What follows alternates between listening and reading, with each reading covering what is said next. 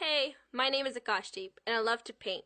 Recently, I showed my friend Balpreet my painting at Gage Park. Wow, nice. You should do something for One Lions Roar next month. When Lions Roar? What's that? Well, it's an annual event by the Sikh Activist Network commemorating the 19... Oh, you don't mean that 1984 thing. I told you, I don't want anything to do with that. It's too controversial. How so? Well, it's that thing where that guy and those terrorists, or whatever, went into the Golden Temple, and a lot of people died, so yeah. What the? Who told you that? I don't know, people. How can you say all those things without even taking the time to do your own research? Okay, but those terrorists had guns in the Golden Temple. Why would you take guns into the Gurdwara? That's against our religion. If there's one thing that my mom taught me, it's violence is never the answer. Yeah, but protecting the Harmandir Sahib was not an act of violence. Guru Gobind Singh Ji said, if all other means fail, it is your duty to defend yourself. Yeah. They should have tried peaceful negotiations, not just start barricading the Gurdwara. Exactly, they did. The entire movement was peaceful. It's only the end that everyone remembers. What entire movement are you talking about? Bcoz, take a seat. This is gonna take a while. Ugh, God. So basically, when India was ruled by Britain, the people were becoming fed up and thought it was finally time for them to go. The Sikhs actually laid down far more sacrifices than any other community, even though they made up less than 2% of the entire country. Hanged to death, Sikhs 77%. Life imprisonment, Sikhs 78%. Indian National Army, Sikhs 67%.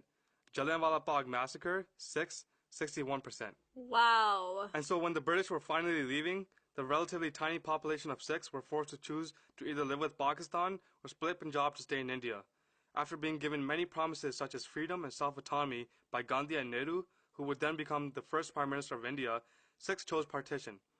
Tens of thousands of Sikhs from Pakistan were forced to leave their homes to make the treacherous journey by foot to India in 1947. Right from independence, it was clear that the Indian Congress had no intentions of fulfilling their promises to Sikhs. Nowhere was this more obvious than the new Indian Constitution. It went as far as stating that Sikhi wasn't even its own religion. Some way to welcome a new community, eh? But that was only the beginning. Get this, Punjabi wasn't even an official language of Punjab. Isn't that just nuts? Seeing this as a direct attack on our culture, the Sikhs launched the Punjabi Subha movement and decided to peacefully protest this.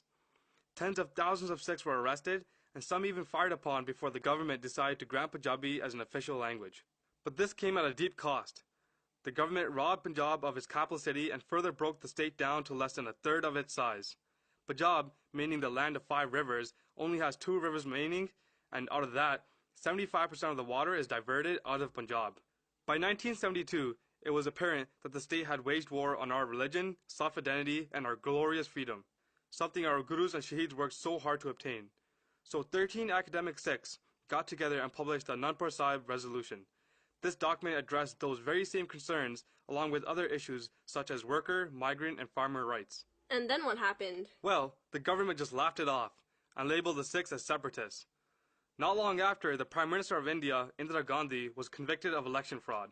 I take it that was probably the end of her. Actually, she declared a state of emergency in order to assume dictatorship powers. She censored the media, committed gross human rights violations, and incarcerated activists. Even still, it was the Sikhs who led the vocal agitation against this. It was apparent that a unified voice was needed to represent the negated concerns of the Sikh community. This gave rise to a young and charismatic man known as Sant Jarnail Singh Ji Bhindranwale. He helped launch the Dharm Yudh Morcha, a protest against the state's war on the Sikhs. Because of his message, Sikhi flourished, crime declined, and the people felt empowered.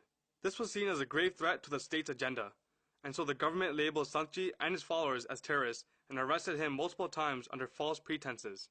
What's more was that around the same time, the Sikhs were increasingly being attacked, picked up, and disappeared by the Indian state. The threat of violence became so high that many Sikhs feared that the state would go as far as to attack our very heart, the Harmandir Sahib.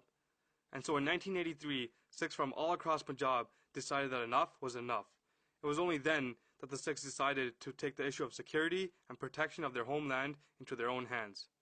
And so you see, all the Sikhs really ever wanted was what was promised to them right before partition.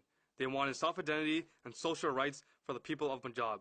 They say the army went into the Darbar Sahib looking for terrorists, but the plan to attack was initiated long before any rifles or ammunition made it into the Parakrama. Wow, that makes so much sense. Who told you all this? Research? Well, I think I might just do a little something for When Lions Roar.